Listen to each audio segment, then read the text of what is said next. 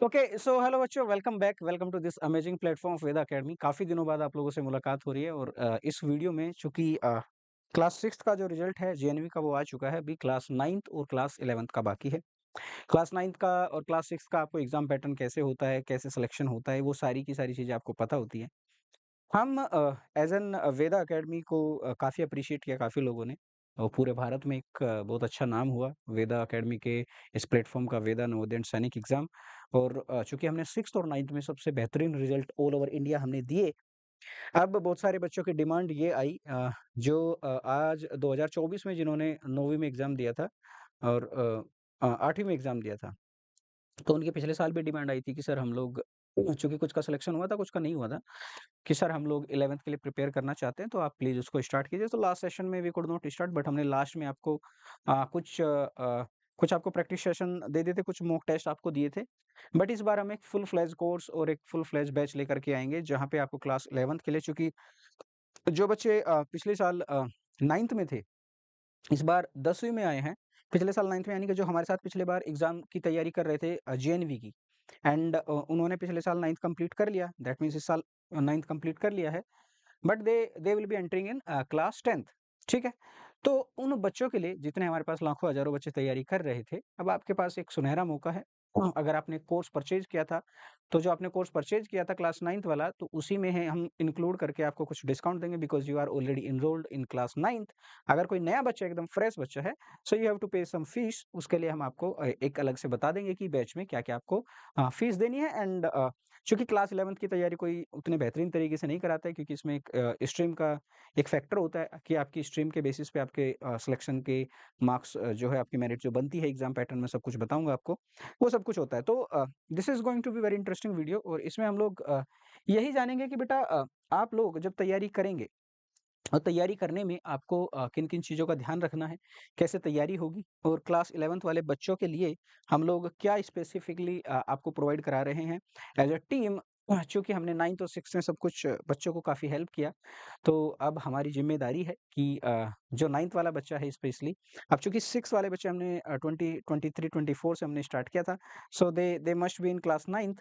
ठीक है? तो वो भी क्लास 10th में नेक्स्ट ईयर आ जाएँगे, तो हम लोग उनके साथ भी फिर क्लास 11th की तैयारी करेंगे। So class 11th will be a full fledge course, full fledge batch from our side right from this year. उसके रिगार्डिंग मैं आपके साथ ये डिस्कस करूँगा कि एग्ज़ाम पैटर्न क्या होता है, सिलेक्शन कैसे होगा, और कितनी कट ऑफ जाएगी, क्या रहेगा स्कोर, इस तरीके से हम सारी चीज़ें हम डिस्कस करेंगे।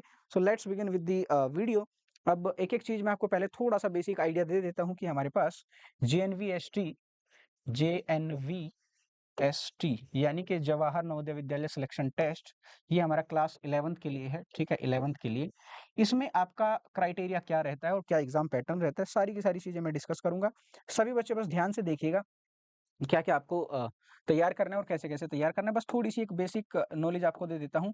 जिन बच्चों ने क्लास 10th अगर जिसने पास कर लिया है, अगर पास कर लिया, किस किस साल, यानी कि इस साल अगर आपने पास कर लिया है, तो आप एलिजिबल नहीं है। ये मैं 2027 के लिए बता रहा हूँ, ठीक है? क्योंकि 26 चल रहा है, तो 26-27 में एडमिशन आपका होगा, यानी कि नेक्स्ट ईयर जो एडमिशन होगा।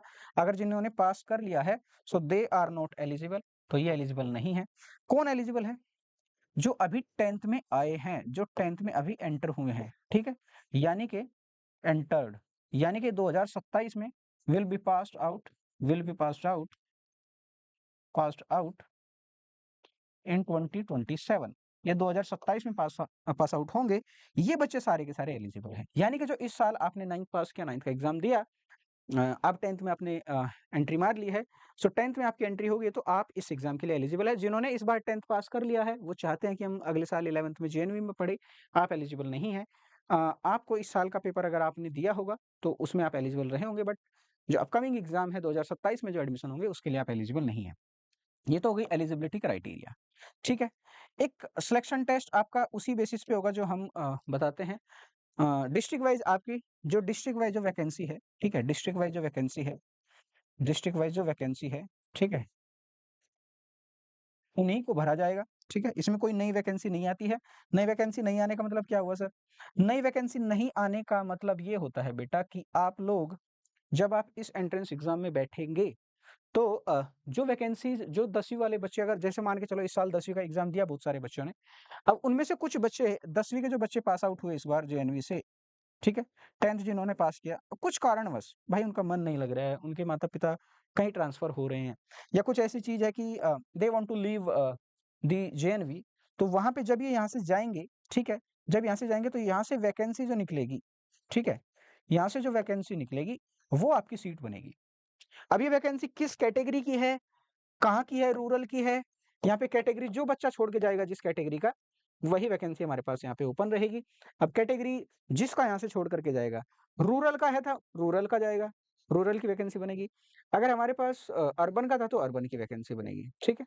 सो ये डिपेंड करेगा कि कौन से एरिया का बच्चा छोड़ कर के जा रहा है, उसके आधार पे ही हमारे पास जो वैकेंसी है वो यहाँ पे निकल कर के आएगी। So that's how we are going to have what?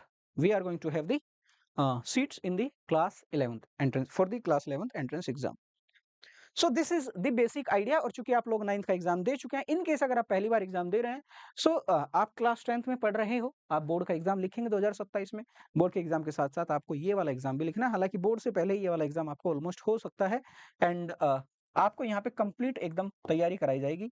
और कुछ-कुछ चीज़ें और जो डिटेल्स हैं मैं वो आपको समझा देता हूँ कि हमारे पास इस एग्जाम के लिए, इसको प्रिपेयर करने के लिए आपके पास क्या-क्या होना चाहिए, वो सारी की सारी चीज़ें मैं आपके साथ डिस्कस कर लेता हूँ। जो पिछले साल का हमारे पास प्रोस्पेक्टस है, उसी में आपके साथ मैं डिस्कस करूँगा। तो ये हमारे पास स्टेट वाइज़ डिस्ट्रीब्यूशन जो जेएनवी का है वो ये है और आप सबको पता है चूँकि आप 9th का एग्ज़ाम दे चुके होंगे। ठीक है, सब कुछ आपको जो सारी डिटेल्स हैं वो सब कुछ पता है। अब कौन-कौन एलिजिबल है जैसे मैंने आपको बताया, देखिए आपकी डेट ऑफ बर्थ का भी यहाँ पे एक क्राइटेरिया मेंशन है, ठीक है? आपकी डेट ऑफ बर्थ क्या होनी चाहिए वो भी यहाँ पे सब कुछ मेंशन है। डेट ऑफ बर्थ का भी बेटा यहाँ पे सब कुछ मेंशन है, ठीक है? आपकी डेट ऑफ बर्थ जो है ध्यान से देखिए 1 जून 2009 से लेकर के 31 जुलाई 2011 तक होनी चाहिए, ठीक है? 1 जून 2009 से लेकर के 31 जुलाई 2011 तक आपकी डेट ऑफ बर्थ होनी चाहिए। और दोनों के दोनों दिन जो है इंक्लूडेड है, यानी कि 1 जून भी और 31 जुलाई भी। ठीक है जी। This is applicable to all categories of candidates, ठीक है?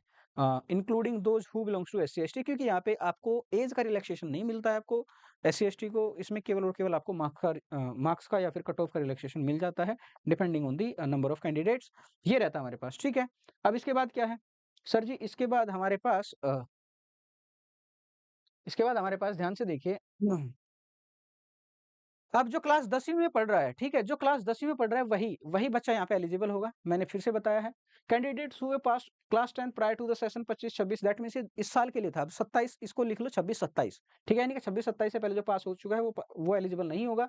बल्कि जो 26-27 इसको 25-26 की जगह 26-27 पढ़ोगे तो आपको आइडिया लगेगा, ठीक है? मैं चूँकि मेरे पास पुराना प्रोस्पेक्टस है, अभी फॉर्म आए नहीं है, तो मैं उसके बेसिस पे आपको पुरानी डिटेल के हिसाब से बता रहा हूँ क्योंकि ऑलमोस्ट सारी चीज़ें सेम रहेंगी। Candidate who are desires to admission in only one stream are advised to apply that stream. अब आपको वहाँ पे स्ट्रीम भी लेनी है, कॉमर्स लेना है आपको, साइंस लेना है, क्या लेना है, वो सारी की सारी चीजें यहाँ पे आपको बतानी होगी। एंड चूंकि हम लोग जब आपकी एग्जाम की तैयारी कराएंगे तो हम उसमें आपको बताएंगे कि किस प्रकार से आपको अपनी स्ट्रीम का सिलेक्शन करना है। रिजर्वेशन और ये सब मैंने बता ही दिया है, ठीक है? सिलेक्शन टेस्ट जो है ये इस बार 7 फरवरी को हुआ था और चूंकि इस बार जो फॉर्म आएंगे उसके आधार पे ही हम आपको बताएंगे कि सिलेक्शन टेस्ट किस तारीख को होने वाला है। सब कुछ एकदम सेम टू सेम हूबहू है। अगर आपने क्लास 9th वाला फॉर्म भरा था उसमें जो सारी डिटेल्स थी उसी के आधार पे। अब आते हैं एग्जाम पैटर्न पे, ठीक है? This is the exam pattern और एग्जाम हमारा दोनों मीडियम में होगा, इंग्लिश और हिंदी दोनों में होता है, ठीक है? यहाँ पे ध्यान से देखिए, एग्जाम जो है आपका दोनों के दोनों मीडियम में होगा, English and Hindi. Bilingual question paper will be provided to the candidates. Composition of the test क्या क्या है? Selection test will be of 2.5 hour duration from 11 AM to 1:30 PM and we'll have 5 sections with only objective type questions. There are 100 questions in all 400 marks. अब देखो यहाँ पे कुछ minimum criteria भी होता है। आपका 100 नंबर का पेपर है और उस 100 नंबर के पेपर में सिलेक्शन देखिए क्या क्या हमारे पास टॉपिक्स का है। मेंटल एबिलिटी है, इंग्लिश है, साइंस है, सोशल साइंस है, मैथमेटिक्स है। ये पांच पांच सेक्शन हमारे पास, 20-20 क्वेश्चन के सेक्शन है और 20-20 मार्क्स का इनका टोटल हमारे पास स्कोर है। एंड ये 30 मिनट अप्रोक्सीमेट इसको देना है, 30 मिनट इसको, 30 मिनट इसको, 30 मिनट इसको, 30 मिनट इसको, टोटल 150 मिनट हमारे पास हो जाएगा, 2 घंटा 30 मिनट, ठीक है? अब चूंकि हम एक सिंगल टेस्ट ही कंडक्ट कर रहे हैं तो एक ही बुकलेट आपको मिलेगी। सिलेबस आपको मैं आराम से समझाऊंगा कि सिलेबस क्या क्या है। हालांकि सब्जेक्ट वाइज सिलेबस की आपकी वीडियोस मिल चुकी है, आप देख सकते हैं इसको, ठीक है? अब देखो यहाँ पे हमें जब हम इसमें सिलेक्शन लेंगे ना अलग अलग स्ट्रीम में, ध्यान से देखिए, अब यहाँ पे आपको ये वाली बात बहुत ध्यान से देखनी है, स्ट्रीम एंड सिलेक्शन क्राइटेरिया। यहाँ पे आपका सबसे बड़ी चीज ये आती है कि भैया हम किस स्ट्रीम में एडमिशन लें, कैसे हमारा सिलेक्शन होगा, ठीक है? So this is what we have to check. अब देखो अगर आप साइंस स्ट्रीम में हैं, ठीक है, अगर आप साइंस स्ट्रीम में हैं तो ध्यान से देखिए, फिजिक्स और केमिस्ट्री ये कंपलसरी होगा आपके पास जब आप साइंस लेंगे। अब आपका जो टेस्ट है, जो आपका एंट्रेंस एग्जाम हो रहा है, जो आप 11वीं क्लास का एग्जाम दे रहे हैं, उसमें मेंटल एबिलिटी, साइंस और मैथ्स के नंबर जुड़ेंगे और यहाँ पे आपके 60 नंबर में से मेरिट बनेगी। बट आपको 20 में से हर एक सेक्शन में मिनिमम मिनिमम आपको 6 नंबर स्कोर करना ही करना है, 6 मार्क्स। ठीक है, ये मिनिमम क्राइटेरिया आपका होता है, 6 नंबर आपको लेने हैं।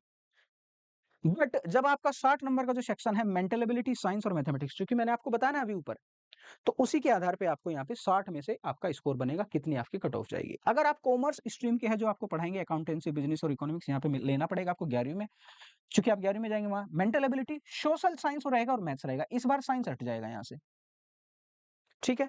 ऐसे ही अगर आप ह्यूमैनिटीज में जाते हैं, ध्यान से देखिए, आपको हिस्ट्री, जियोग्राफी, इकोनॉमिक्स और ये सब पढ़ना पड़ेगा। यहाँ पे क्या क्या काउंट होगा, मेंटल एबिलिटी तीनों में है, 1 2 3, यहाँ पे देखो मेंटल एबिलिटी भी है। यहाँ पे सोशल साइंस जो कॉमर्स वाले बच्चे थे उनके पास भी है, but one of the subject out of remaining 3 subject with the highest mark, यानी कि इसमें मैथ्स कंपलसरी था, यहाँ पे 2 कंपलसरी है और एक आपका, जिसमें भी तीनों जो बचते हैं आपके पास, क्या क्या बचता है सर, लैंग्वेज बचता है, सोशल साइंस बचता है एंड हमारे पास मैथमेटिक्स बचता है।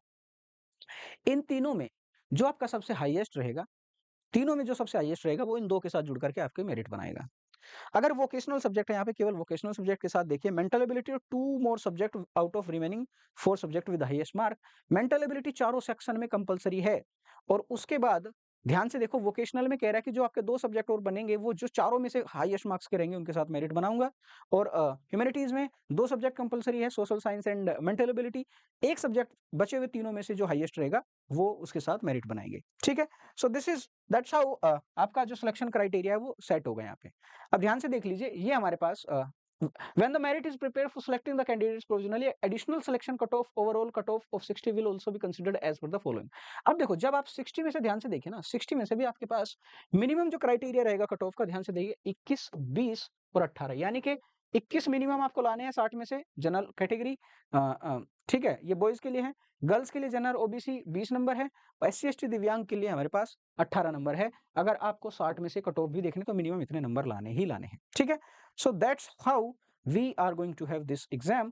एंड इसमें आपको कुछ भी अगर प्रॉब्लम है, कोई चीज अगर नहीं समझ आ रही है कि सर हमें ये बताया नहीं है, ये ध्यान से देख लीजिए, मैंने इसको थोड़ा सा जूम आउट कर दिया है, शायद आपको विजिबल हो रहा होगा। अगर इन केस नहीं हो रहा तो मैंने इसको पढ़ के बता भी दिया है, ठीक है। सो हमारे पास 5 सब्जेक्ट है, 5 सब्जेक्ट में से क्या क्या आपका सिलेक्शन क्राइटेरिया बनेगा, मैं फिर से आपको बता देता हूँ, एक बारी और सुन लीजिए।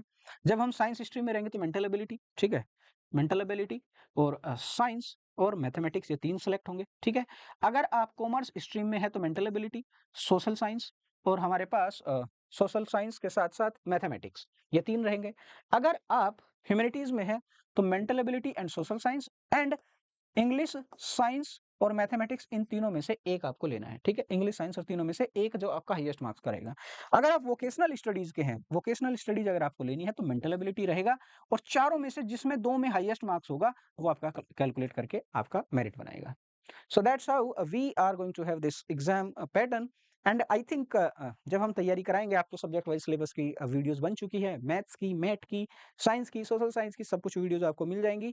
हालांकि कुछ वीडियोज हमारे यहाँ से अपलोड हो चुकी है, तो आप लोग उनको देख करके अपना जो सिलेबस है उसको भी एक बार चेक कर सकते हैं कि किस प्रकार से हम इसको तैयार करेंगे। And it's a great opportunity, आपको जेएनवी में जाने का मौका जो है वो 3 बार मिलता है, 6वीं में, 9वीं में, 11वीं में, and this is the last chance. अगर आप 10th में आए हैं so that's for you and hopefully आप लोग इसको ग्रैब करेंगे। कुछ भी दिक्कत, कुछ भी डाउट रहेगा तो मैं हमेशा आपके साथ हूँ। चैनल को सब्सक्राइब कर लो क्योंकि यहाँ पे आपको सारी अपडेट मिलने वाली है, एक बढ़िया कोर्स आपके पास आएगा and we will announce that soon. So thank you, bye bye and take care.